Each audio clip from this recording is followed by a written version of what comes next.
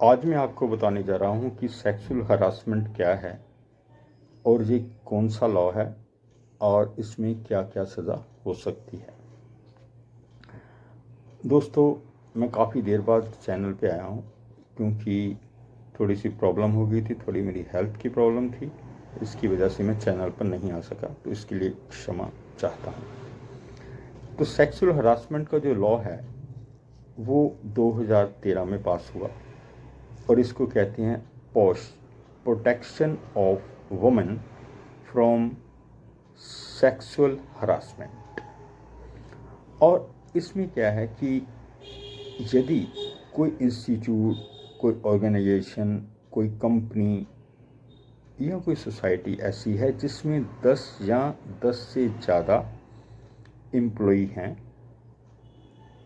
वहाँ पर एक कमेटी बनाई जाती है जो कि इस तरह की कंप्लेंट्स, जो सेक्सुअल हरासमेंट संबंधित कंप्लेंट हैं, वो सुनती हैं ताकि किसी को कोई प्रॉब्लम ना आए काम करते वक्त। और जहाँ पर 10 से ज़्यादा एम्प्लॉय नहीं हैं, 10 से कम हैं, वहाँ पर यदि कोई प्रॉब्लम आती है किसी को, तो वो डिस्ट्रिक्ट मजिस्ट्रेट को जो है वो एप्लीकेशन लिख सकता है। फिर डिस्ट्रिक्ट मजिस्ट्रेट आपने जहाँ पर उनकी सोसाइटी गवर्नमेंट की बनी हुई है कमेटीज़, वहाँ पर उसको जांच के लिए भेज देते हैं। तो ये तो हो गया कि ऑफिस में ऐसे जो है वो बनी होती है एक कमेटी। और जिन ऑफिसर्स, कंपनीज या इंडस्ट्री में ऐसी कमेटी नहीं है, तो उन पर एक्शन आता है कि उन्होंने कमेटी क्यों नहीं बनाई जाए।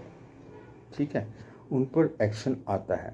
तो इसलिए यदि आप जानते हैं ऐसी ऑर्गेनाइजेशंस या ऐसी जो इंडस्ट्री है या कोई ऐसा इंस्टीट्यूट है यहाँ पर सेक्सुअल हरासमेंट की प्रोटेक्शन के लिए कमेटी नहीं बनाई गई, तो उसकी आप कंप्लेंट कर सकते हैं। तो उसके जो है वो कंप्लेंट का पूरा जो लिया जाएगा, एक एक्शन लिया जाएगा उसका। तो इसमें क्या है कि सेक्शन कई हैं। जैसे अभी आपने फ्रेश ही देखा कि जैसे जो हमारे एथलीट हैं, जो हमारे रेसलर्स हैं, ठीक है, उन्होंने अपने जो कोच हैं, जो मेन रेसलिंग फेडरेशन के जो प्रेसिडेंट हैं ब्रिजभूषण शरण सिंह, उनके खिलाफ जो है सेक्सुअल हरासमेंट की कंप्लेंट्स की है। तो उसके बाद वहाँ पर कोई एक्शन नहीं लिया गया। फिर सुप्रीम कोर्ट को उसमें इंटरवीन करना पड़ा और एफआईआर हुई। और अब जो है वो एफआईआर के बिहाफ पर वो ऊपर केस चलेगा और उनको पूरा जस्टिस मिलेगा। जो लड़कियाँ हैं, लड़का है, ठीक है, उनको पूरा जो मिलेगा, न्याय मिलेगा। तो आप ये जान लें, आपके ऊपर भी यदि कोई प्रॉब्लम है तो आप इंस्टीट्यूट के या इंडस्ट्री के कोई भी जो हेड है उसको जाकर पूछ सकते हैं कि सेक्सुअल हरासमेंट की आपने कौन सी कमेटी बनाई है। यदि 10 से कम एम्प्लॉय है तो आप डिस्ट्रिक्ट मजिस्ट्रेट या डीसी को आप दे सकते हैं अपनी कंप्लेंट। और सेक्सुअल हरासमेंट में क्या क्या आता है मैं आपको बता देता हूँ कि यदि आपकी कंसेंट के बिना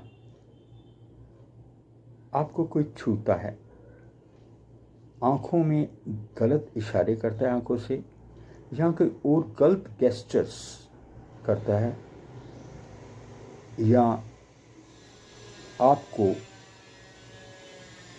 सेक्स के लिए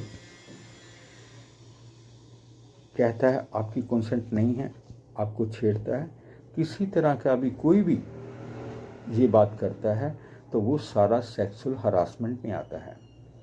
तो इसमें जो सज़ा है 1 साल से शुरू हो जाती है, 1 साल से लेकर अलग अलग हैं कितनी ग्रीवियस है या कितना सीरियस ऑफेंस है। जितना ज़्यादा सीरियस होगा, आपको पता है रेप की जो सज़ा है, फिर वो पॉक्सो भी आ जाती है, उसमें कई कुछ है। तो उसमें इवन लाइफ टर्म जो है आपकी जो एक्यूज की लाइफ टर्म जेल में पिस सकती है।